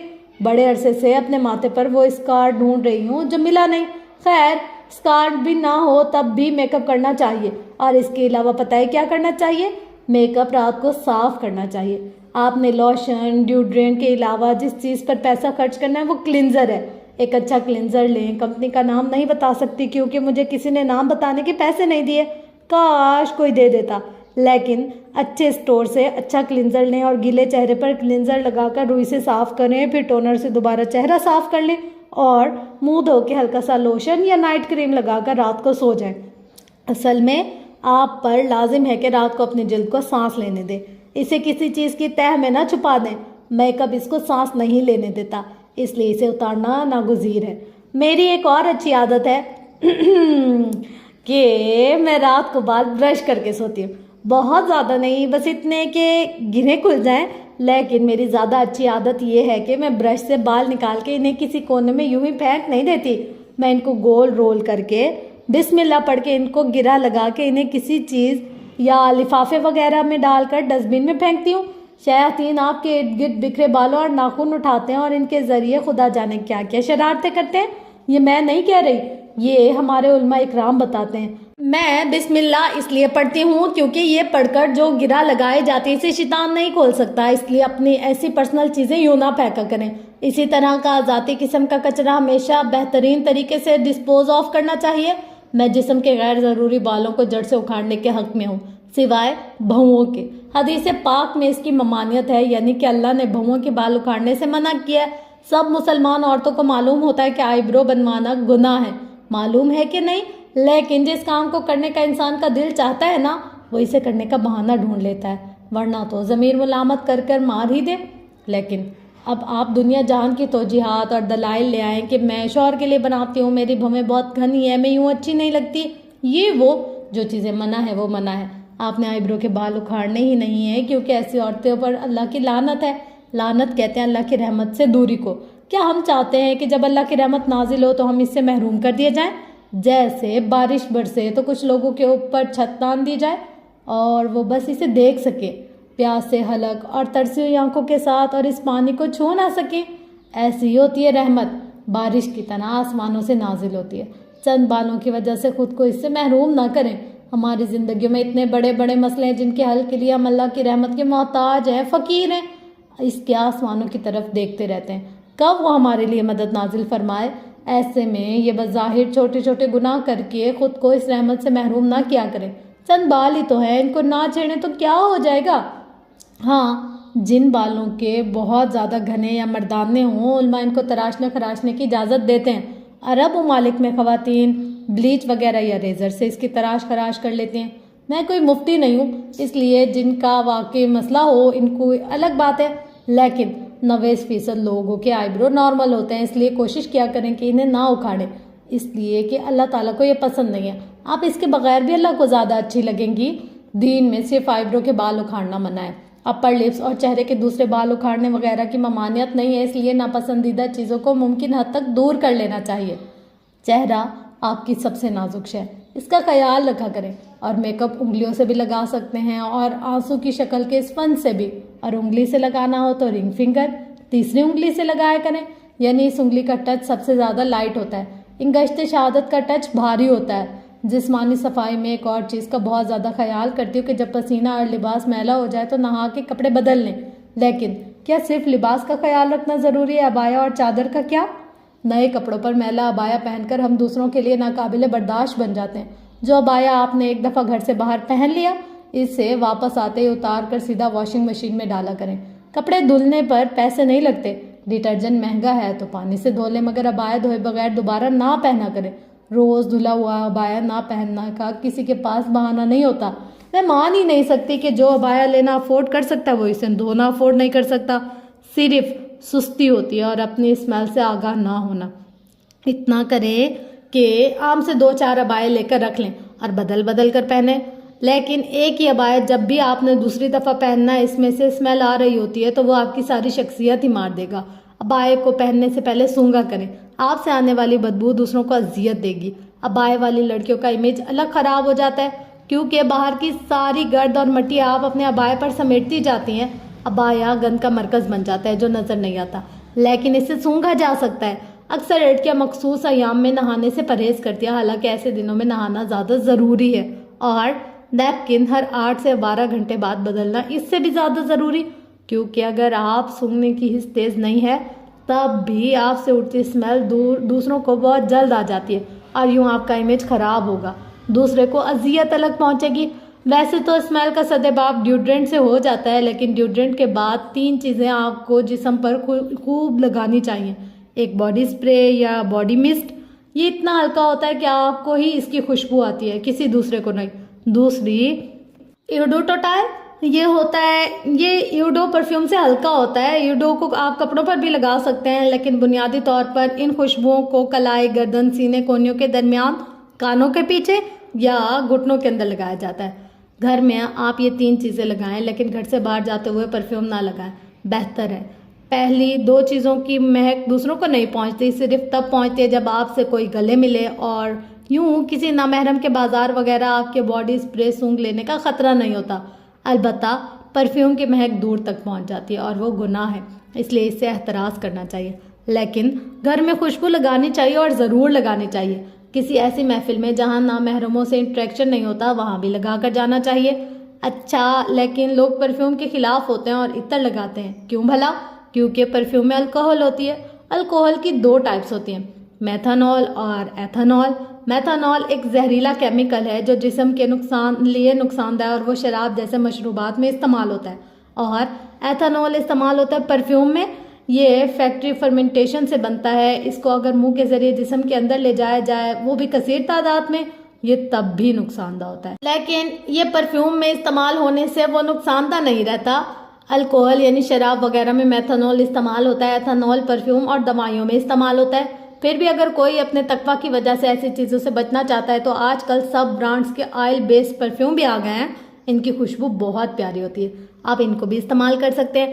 पहले परफ्यूम के मुकाबले में सिर्फ इत्र का ऑप्शन होता था, लेकिन सारी बातों की एक बात, तेज़ परफ्यूम लगा कर घर से बाहर नहीं निकलना चाहिए क्योंकि ये संगीन गुनाह है। वैसे एक होम गर्ल जब घर से बाहर निकलती है तो इसके पर्स में क्या होना चाहिए? एक छोटी सी कंघी, एक शीशा, एक हैंड सैनिटाइज़र, टिश्यू का छोटा सा पैकेट, ड्यूड्रेंट, ब्रेथ मिंट का एक पैकेट और पैनाडॉल, क्योंकि ज़िंदगी में आपको कोई भी कहीं भी सर दर्द दे सकता है। पंजुम्बाब, मेरा आशियाना। मेरी अम्मी को 2 चीज़ें बहुत बुरी लगती है, एक मैं और दूसरा मेरा फारिग बैठना। मैं ज़रा देर के लिए भी फारिग बैठूँ तो अम्मी अपने 3 मिसाइल मेरी तरफ फेंकती है, खाना खा लो या सो जाओ या नमाज़ पढ़ो। और जब अम्मी की पसंद के मुताबिक ये बात ना की जा रही हो और हमें सामने से उठना हो तो वो नमाज वाला मिसाइल फ़ौरन दागा जाता है। अगर कहो कि नमाज़ पढ़ ली है तो कहती हैं सो जाओ। रमज़ान में इफ्तारी की मेज़ पर बैठो तो इंतज़ार के चंद लम्हे भी हमें फारिग नहीं बैठने देती, कहती हैं वज़ू करके रखो। एक दिन वसीम ने तंग आकर कहा कि अम्मी आप कहती है तो मगरिब की नमाज भी एडवांस में पढ़ लूँ। खैर हमसे अम्मी सफाई करवाती रहती हैं, लेकिन कुछ चीज़ों की सफाई माएँ भी नहीं करवा सकती। इनके दिन भर के काम जो इतने होते हैं, इनका ख्याल हमें खुद रखना पड़ता है। मैं तो रखती हूँ, क्या आप रखती हैं? मैं आपको सफाई के लिहाज से कोई नसीहत नहीं करूँगी। मुझे यकीन है कि अगर आप होम गर्ल पढ़ रही हैं तो आप एक साफ़ सुथरी लड़की हैं। मुझे यकीन है कि आपके किचन के चूल्हे घुमाने वाले नॉब के ऊपर ग्रीस की तह नहीं होगी, किचन के सिंक स्पंज से साफ होगा, इसको आप हर कुछ दिन बाद तब्दील करती होंगी, डिसइंफेक्टेड भी करती होंगी क्योंकि इस पर कोलीफॉर्म बैक्टीरिया होता है। यकीनन हर 2 हफ्ते बाद आप इसको बदलती होंगी और हर रोज़ माइक्रोवेव में 2 मिनट तक गर्म करके इसके जरासीम मारती होंगी। आप फलों और गोश्त की कटिंग अलग-अलग कटिंग बोर्ड पर करती होंगी। लहसुन प्याज जिस छुरी से काटा जाए इससे फल नहीं काटती होंगी, और अगर कभी काटने पड़ जाए तो अच्छी तरह धोकर इसे सुखाने के बाद ऐसा करती होंगी। अगर आपके किचन के काउंटर टॉप साफ होंगे, रोज़ बर्तन धोने के बाद आप एक कपड़ा या स्पंज से इनको साफ करती होंगी और इस कपड़े को किसी और चीज़ को साफ करने के लिए इस्तेमाल नहीं करती होंगी। चूँकि आप एक साफ लड़की हैं, इसलिए आपका काउंटर टॉप के कोने कुदरे भी अच्छी तरह साफ होते होंगे। हर हफ्ते कैबिनेट के ऊपरी सतह को स्टूल पर चढ़कर साफ करती होंगी। और हाँ, शेल्फ डाल रखे होंगे आपने, अगर वहाँ मसनूई पौधे रखे हैं तो हर हफ्ते इनको धोती भी होंगी। और आपको मालूम होगा कि मसनूई फूल पौधे धोने का तरीका क्या है। यकीनन आप भी वही करती होंगी जो मैं करती हूँ। नीम गर्म पानी में डिटर्जेंट घोला, इसमें मसनूई फूल डाल दिए और आधे घंटे बाद निकाल कर इनकी पत्तियां नरमी से ज़रा सी मल ली और इनको निथाड़ लिया। चूँकि आप एक सुघड़ लड़की हैं, इसलिए मैं नहीं मान सकती कि आपके चूल्हे और सिंक की टूटी के पीछे की दीवार पर छींटे चिमटे होंगे। आप रोज़ के रोज़ इनको साफ करती होंगी। चूल्हे या कुकिंग रेंज पर आपने फॉइल चढ़ा रखी होगी, और अगर ट्रे वाला चूल्हा है तो हर रात ट्रे निकाल कर इसे साफ करती होंगी। आपके घर के बिजली के स्विच बोर्ड और बटन्स पर गर्द नहीं जमी होगी। टूटी के हैंडल मध्यम नहीं होंगे, बल्कि इनका स्टील चमक रहा होगा। टूटी की पिछली तरफ भी सामने वाली तरह चमक रही होगी, है ना? ओवन के अंदर की शीशे की ट्रे जो आप रोज़ के खाने को घुमा घुमा कर गर्म करती है, इसको भी आपने चमका रखा होगा। ओवन, टोस्टर, कॉफ़ी मेकर वगैरह को भी हर तीसरे चौथे दिन गीले स्पंज से साफ करती होंगी। आप फ्रिज का हैंडल भी साफ होता होगा। सिंक पर साबुन, क्लींजर वगैरह का होल्डर या प्याला अंदर तक साफ होता होगा। कोई भी आके इसमें झांक ले, आप शर्मिंदा नहीं होती होंगी। किचन तो आपका साफ ही होता होगा, बेडरूम भी साफ होगा। ड्रेसिंग टेबल पर रखी चीज़ों पर गर्द की तह नहीं होगी। घर के कमरों के दरवाजों के हैंडल और कुंडियाँ चमक रही होंगी। मेकअप बैग भी साफ होता होगा, इसमें मेकअप गिरा हुआ नहीं होगा। मेकअप ब्रशेस भी आपके साफ होंगे, आप इनको वक्तन फ़वक्तन धोती होंगी। भाई मुझे मालूम है आप इतनी सुगड़ हैं, अपने नाजुक चेहरे पर लगाने वाली चीज़ों को धोए बगैर तो इस्तेमाल नहीं करती होंगी। और अपने हैंड बैग्स को तो आप बाकायदगी से साफ करती होंगी, क्योंकि यही तो सारे जरासीम के जमा हो के पार्टी करते हैं। भाई इतना तो मुझे यकीन है कि आप एक साफ़ सुथरी होम गर्ल हैं। यकीनन आप रिमोट कंट्रोल के बटन के बोर्ड, मोबाइल के हैंड फ्रीज सब साफ करती होंगी। मुश्किल होती होगी तो एयर कार्टन से इनके कोनों कुदरों से मैल निकाल लेती होंगी। अल्कोहल वाइप से इनको सैनिटाइज करती होंगी। आपके टीवी की पुष्ट पर गर्द नहीं होती होगी। कोई टीवी ट्रॉली के नीचे झांक ले, इसे जाले और मट्टी नहीं मिलेंगे, क्योंकि आप ट्रॉली हटाकर झाड़ू लगाने की आदी हैं। वैसे झाड़ू लगाने में कितना मज़ा आता है, बशर्ते कि वो अम्मी के हाथ से आपकी कमर पर ना लगे। एक बर्तन धोना और एक झाड़ू लगाकर डस्टिंग करना, ये मेरे पसंदीदा काम है।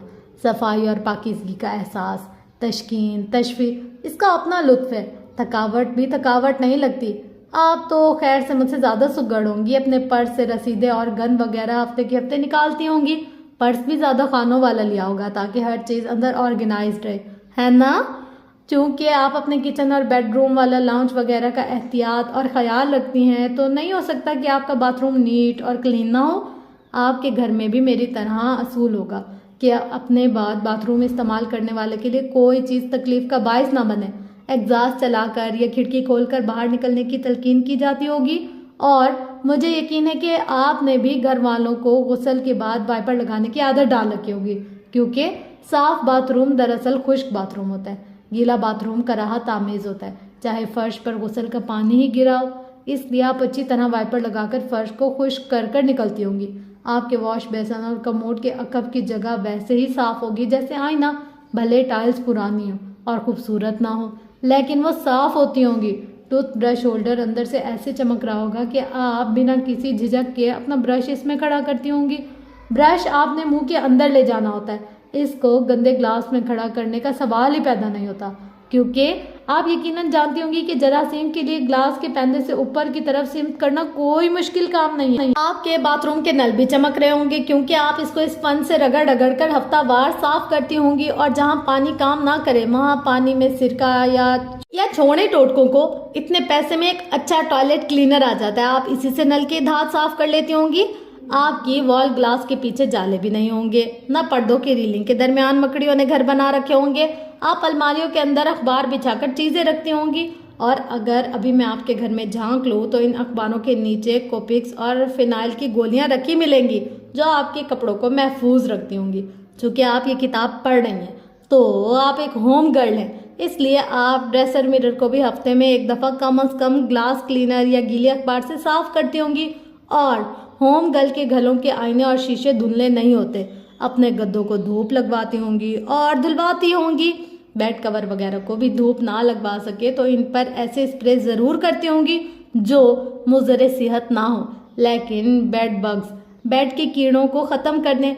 और होम गर्ल्स को ये कहने की ज़रूरत नहीं होती कि स्प्रे या तेज़ाब वगैरह करते वक्त नाक को ढांक कर रखें और हाथ बाद अज़ां ज़रूर धोएं, क्योंकि होम गर्ल्स पहले ही ये सब सीख चुकी होती है।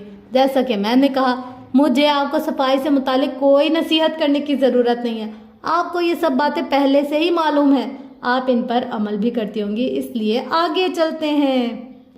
बोझ से आज़ाद। चूँकि मैं हुनैन हूँ और मैं आम हूँ, इसलिए मैं आपको इस किताब में ख़ास बातें नहीं बताऊंगी, जैसा कि खास तौर के मसलन फर्श साफ़ करने के 101 तरीके या कपड़ों से दाग उतारने की टिप्स। वो अम्मी की फील्ड है, मेरी नहीं, आपकी अम्मी की फील्ड। इसलिए ऐसी चीज़ें अपनी अम्मी से पूछें। पहले आपको डांट पड़ेगी, फिर ताने कि पहले क्यों नहीं पूछा, और फिर जाके वो कोई काम की बात बताएंगी। मगर मैं आपको वो बताऊंगी जो एक होम गर्ल ही दूसरे को बता सकती है, और हो सकता है कि ये सब आपकी अम्मी की ख्वाहिश के मुताबिक ना हो, क्योंकि हमारी अम्मियाँ पुराने ज़माने की है। आउच, सॉरी, फ्लाइंग चप्पल आई दूसरी तरफ से। अम्मी हमारे ज़माने में चीज़ें ये पैसे लगाया करती थी, चीज़ें संभाल कर रखने का शौक़ हुआ करता था। हमारी नानियाँ फ़िरौन के ज़माने की सुइयाँ भी संभाल कर रखती थी। मगर ये दौर मिलेनियल्स का और जनरेशन जी का है। आजकल लोग एक्सपीरियंस पर पैसा लगाते हैं। डायमंड्स की सेल पहले से कम हो गई, क्योंकि अब लोग एक पत्थर पर लाखों खर्च करने की वजह सोचते हैं। इसलिए अपने घर की सफाई करते वक्त आपको 3 काम करने होते हैं। आपको अपने तमाम सामान को कचरे, सदके और खैरात में तकसीम करना होता है। मैंने जब होम गर्ल बनने का फैसला किया तो मैंने सबसे पहले अपने बेडरूम से शुरुआत की। डिक्लेटर एक ऐसा आर्ट है, और इस आर्ट को महारत हासिल करके ही आप हकीकी मायनों में होम गर्ल कहलाती हैं। डिक्लेटरिंग कहते हैं अपने घर में जमा सामान में से ज़ायद चीज़ों से छुटकारा पाना। ये चीज़ें बोझ हैं। किसने क्या खूब कहा है कि हम लोग वो चीज़ें खरीद रहे हैं जिनकी हमें ज़रूरत नहीं, इस पैसे से खरीद रहे हैं जो हमारा नहीं, और इन लोगों को इम्प्रेस करने के लिए खरीद रहे हैं जिनको हम पसंद नहीं करते। हम चीज़ों के बोझ तले दबते जा रहे हैं। आइए इस बोझ से आज़ादी हासिल करने की चंद गुर सीखते हैं। क्या आपको मालूम है कि होम गर्ल बनना एक बाकायदा सब्जेक्ट है जिसे बाहर दुनिया भर की यूनिवर्सिटियों में पढ़ाया जा रहा है, और मर्द औरतें इसमें PhD कर रहे हैं। इसकी बाकायदा डिग्रीज दी जाती हैं और इसके मुकाबले मुनक्किद होते हैं। आप समझ रहे होंगे कि मैं मजाक कर रही हूँ। जी, आप बिल्कुल ठीक समझे, मैं वाकई मजाक कर रही हूँ, क्योंकि होम इकोनॉमिक्स, डेकोर और रेनोवेशन वगैरह तो सिखाई जाती है, लेकिन होम गर्ल बनना कोई नहीं सिखा रहा आजकल। इसलिए मैं आपको इस पहले पहाड़ के बारे में बताती हूँ जिसे अबूर करके ही आप होम गर्ल बन सकती हैं। आपने चीज़ों को जाने देना सीखना है। आपने अपने हाथों से जमा की हुई चीज़ों को निकालने और ख़ुद से अलग करने का फ़न सीखना है। आपने खुद को इस बोझ से आज़ाद करना है। सबसे पहले अपनी अलमारियाँ खोलें, जैसे मैंने खोली थी। सारे कपड़े बाहर निकालें, जूते अलग निकालें, झाड़ पोंछ वाला कपड़ा, साफ अखबारें, फिनाइल की गोलियां और कोपेक्स पाउडर करीब रखें। कमरे की कुंडी लगाएं ताकि अम्मी को ना पता चले, जो कि नामुमकिन है। खैर, अब सारे कपड़े कुर्सी और बेड पर रखें, क्योंकि हमारे घरों में कुर्सियां कपड़ों के बैठने के लिए होती हैं। अब आपने वो तमाम कपड़े अलग करने हैं जो फटे हुए हैं और इतने घिस चुके हैं कि क्या कहा, काम वाली मासी को दे दें। देखें, आपकी मर्जी है। हाँ, आप फटे पुराने कपड़ों को काम वाली मासी को दे सकती हैं, लेकिन जब आप अल्लाह की राह में एक दाना देते हैं तो वो इसे 700 गुना या इससे भी ज़्यादा बनाकर वापस करता है। लेकिन अगर वो इसी चीज़ को 700 गुना बनाकर वापस लौटाने लगे तो सोना दो तो सोना मिले, पैसा दो तो पैसा मिले, लेकिन फटे पुराने कपड़े दिए तो बदले में 700 फटे पुराने कपड़े किधर संभालती फिरोगी। खैर, मुझे क्या मालूम अल्लाह ताला क्या दे, लेकिन मासियों को फटे पुराने कपड़े ना दिया करें। मैं ये नहीं कह रही कि एक कामदार डिज़ाइनर वेयर उठा के दे दें, नहीं, लेकिन अच्छी हालत वाले कपड़े दे जो पहनने के काबिल हो, वरना कैसा सदका और कहाँ की कुर्बानी। इसलिए फटे पुराने कपड़े अलग करें। ये कचरा है, इसको किचन और डस्टिंग वगैरह के लिए रख लें या आप फेंक दें, मगर इनको आपने वापस अलमारी में नहीं डालना, वरना होम गर्ल क्लब से आप आउट है, समझी। सदके के लिए आप वो कपड़े निकालें जो आप आजकल पहनती हो, छोटे हो गए हो, तंग हो गए हो, मगर पहनने के लायक हो। सदके के लिए आपने अच्छा कपड़ा देना है, मगर इसका मतलब ये नहीं है कि सारे के सारे अच्छे कपड़े उठा के दे दें। पता चले मुल्क भर की अम्मियाँ हुनैन को कोस नहीं हो, एक मेरी अम्मी इस काम के लिए काफ़ी नहीं है क्या। हर चीज़ में एतदाल अच्छा होता है। बड़े अब्बा कहते हैं सदका करो तो वो करो जिससे दिल तंग ना हो, ना ही तुम अपने पास मौजूद हर चीज़ से महरूम हो जाओ। अगर 10 अच्छे जोड़े हैं तो 2 अच्छे जोड़े निकालें, यानी लॉन और खदर वगैरह के, और माई को दे दें। जहाँ तक कामदार कपड़ों का ताल्लुक है तो मैं ये नहीं कहूँगी कि आप मासियों को दें। अगर इनको कोई जवान बच्ची है तो देने में कोई हर्ज नहीं है, इसके जहेज़ वगैरह में काम आएंगे। वरना मासी कोई डिज़ाइनर है इसलिए नहीं देने चाहिए क्योंकि इनका साइज़ और स्टाइल इनके मुताबिक नहीं होता। आपकी कोई कज़न्स होंगी जिन्हें आपके कपड़े पहनने में हर्ज नहीं होगा, या कोई ऐसी दोस्त जो बार बार अच्छे कपड़े अफोर्ड नहीं कर सकती होगी, ऐसे कपड़े इनको दे दिया करें। सब नहीं, 2-3 निकाल के, और सिर्फ ऐसी कज़न्स या फ्रेंड्स को दे जिनको अपनी मुसलमान बहन के उतरन कपड़े पहनने में कोई शर्मिंदगी ना हो। हज़रत आयशा रज़ी अल्लाह ताला अन्हा की शादी की कमीज़ बहुत सी औरतों ने अपनी अपनी शादी पर पहनी थी। एक हम लोगों को अपनी बहन या कज़न के साफ सुथरे कपड़े कबूल करने में ना जाने क्या मुज़ायका होता है। किसी के अंडर गारमेंट ना लेने चाहिए ना देने चाहिए, लेकिन आम लिबास अगर धुला हुआ है तो इसके लेने देने में कोई हर्ज नहीं, क्योंकि मोमिन का झूठा पाक है। अच्छा, अब जोश में आके अपनी हर चीज़ सदका नहीं कर देनी आपने। एक हिस्सा निकालें और एक हिस्सा वापस रखें। 1 मिनट, ऐसे कैसे वापस रख रहे हैं? पहले अलमारी साफ़ करें, अब तो आपके पास झाड़न भी है। और हाँ, सफाई करके अलमारी के कोनों में कॉपेक्स पाउडर छिड़कें और ऊपर अखबारें बिछाएं, फिर कोनों में फिनाइल की गोलियां रखें और कपड़े तह करके अंदर जमाती जाएं। कपड़ों की हर तह में 4 से ज़्यादा जोड़े ना रखें, वरना एक निकालते वक्त कपड़ों का सारा हिमालय आपके ऊपर आन गिरेगा। अलमारी को ऑर्गेनाइज करने के ये तरीके, हर खाने में 2 या 3 कतार बनाएं और हर कतार में 4 से ज़्यादा जोड़े ना रखें। फॉर्मल कपड़े या तो हैंगर पर लटकाएं। हैंगर पर लटके रेशमी कपड़ों को कीड़े वगैरह नुकसान नहीं देते, वो तह करके रेशमी कपड़ों के ताक़ुब में आते हैं। इसलिए कपड़ों की तह के दरमियान फिनाइल की गोलियां रखकर अगर लटका रही हैं तो फिर खैर है। अलमारी हो गई है सेट, हैंगर्स वाली अलमारी भी, कपड़ों वाली भी। अब जूतों के खाने में, और खुदा के लिए जो जूते आप नहीं पहनती इनको किसी को दे दें, और जो पहनती हैं इनको डब्बे के अंदर डाल कर रखें। जूता डब्बे के अंदर 10 साल भी पड़ा रहे तो ख़राब नहीं होता। मेरी अम्मी कहती हैं कि जूते को अज़ा की तरह रखा जाता है, इसको हवा नहीं लगवाई जाती। अब ड्रेसिंग टेबल की तरफ आएँ। इसके दराजों को अब बेड पर उलटते जाएं। यहाँ आपको सदके की चीज़ें कम और कचरे की चीज़ें ज़्यादा मिलेंगी। आपने करना यह है कि सारे दराज खाली करके इनमें ताज़ा अखबार बिछानी है, फिर ज़मीन या कुर्सी पर गौतम बुद्धा के अंदाज में बैठ जाना और हर एक चीज़ को उठाकर 3 सवाल खुद से पूछने हैं। क्या मैं इसे पिछले 1 साल से इस्तेमाल कर रही हूँ? क्या इस चीज़ का यहाँ रखे रहना मुझे खुशी दे रहा है? क्या अगर मुझे पहाड़ की चोटी पर चढ़ना पड़े और मेरे पास सिर्फ एक बैग पैक हो जिसका वज़न मुझे अपने कंधों पर उठाना पड़े, तो मैं इस चीज़ को इस बैग पैक में रखूँगी? यानी क्या ये इतनी ज़रूरी है कि मैं इसे बैग पैक में साथ ले जाऊँगी? बैग पैक टेस्ट आपका दिल बहुत बड़ा कर देता है, और अक्सर चीज़ों को देखते ही आपका दिल खुद से कहेगा कि नहीं यार, फेंको इसे। अम्मी की फ्लाइंग चप्पल की परवाह किए बगैर हर ऐसी नहीं वाली चीज़ को एक कार्टन या लिफाफे में यूं उछाल फेंकी गोया पहाड़ की चोटी से फेंक रहे हो। अगर किसी चीज़ के बारे में तीनों सवालात के जवाबात में हाँ है तो इसे रख लें, 2 के हाँ में है तब भी रख लें, लेकिन अगर 2 के जवाब नहीं है तो फिर फेंकिए इसको कचरे में।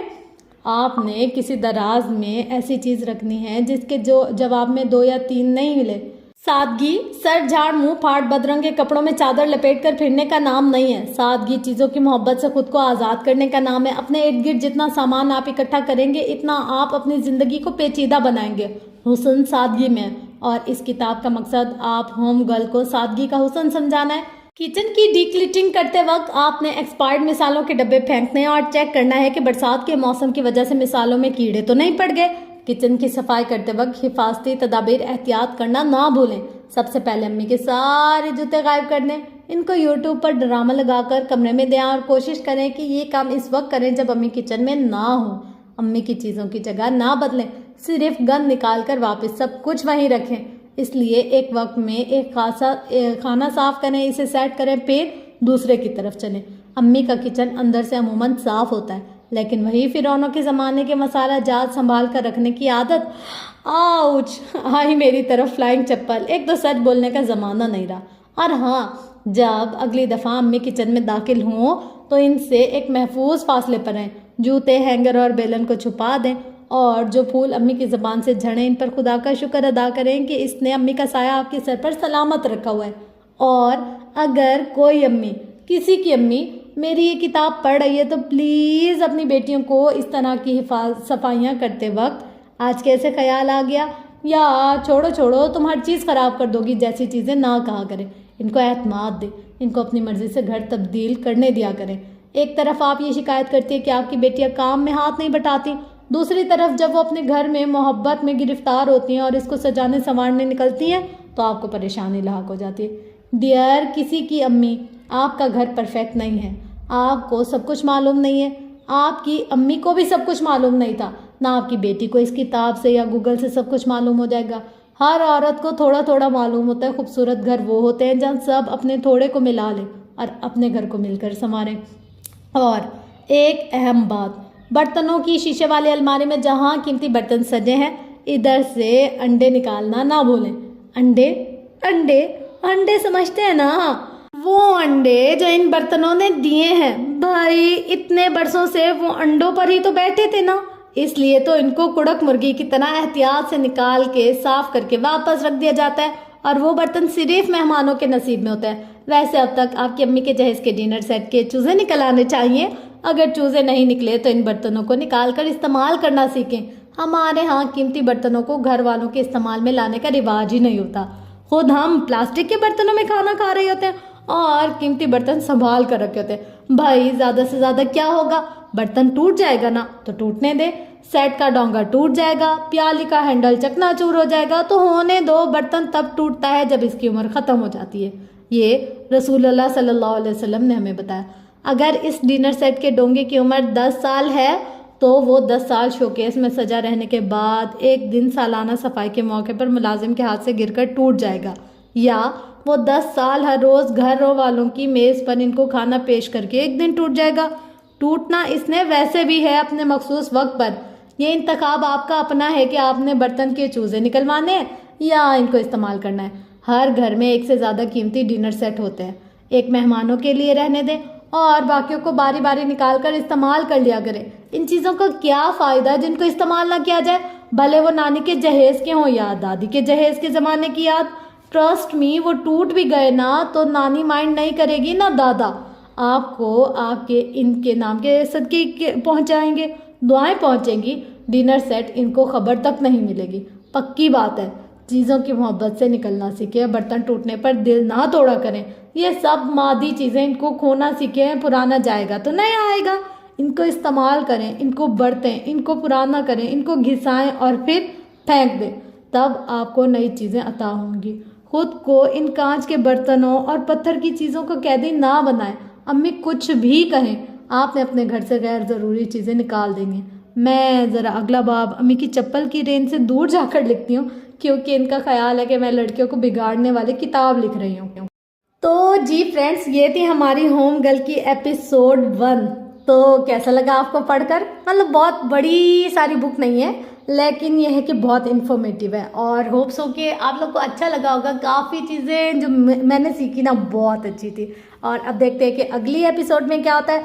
तब तक आप लोग अपना क्या क्या काम करेंगे वो मुझसे कमेंट बॉक्स में शेयर करेंगे, और मैं बताऊँ ये वाला काम करने के बाद मैं उठकर फ़ौरन क्या करूँगी, सबसे पहले नमाज़ पढ़ूँगी और उसके बाद जो है ना मैं अपने किचन की सफाई करूँगी। मुझे एंड वाला बाप बहुत अच्छा लगा है जिसमें कहा है कि यार बर्तनों के अंडे निकालो, हमारी मम्मी भी नहीं मतलब मैं खुद भी यही सोचती हूँ, मम्मी पर क्या इल्ज़ाम डालें। मैं सोचती हूँ यार जब कोई आए ना तो हम अच्छे से बर्तनों में उनको अच्छा सा खाना वाना प्रेजेंट करें, और इस मामले में मैं ये है कि करती थी पर अब नहीं करूँगी, मैंने सीख लिया ही है। और इसी के साथ साथ अपना गिरदो नवालो याल का बहुत ज़्यादा ख्याल रखिएगा। वीडियो पसंद आई तो लाइक शेयर कमेंट सब्सक्राइब करना मत भूलिएगा। लव यू ऑल, अल्लाह हाफिज़।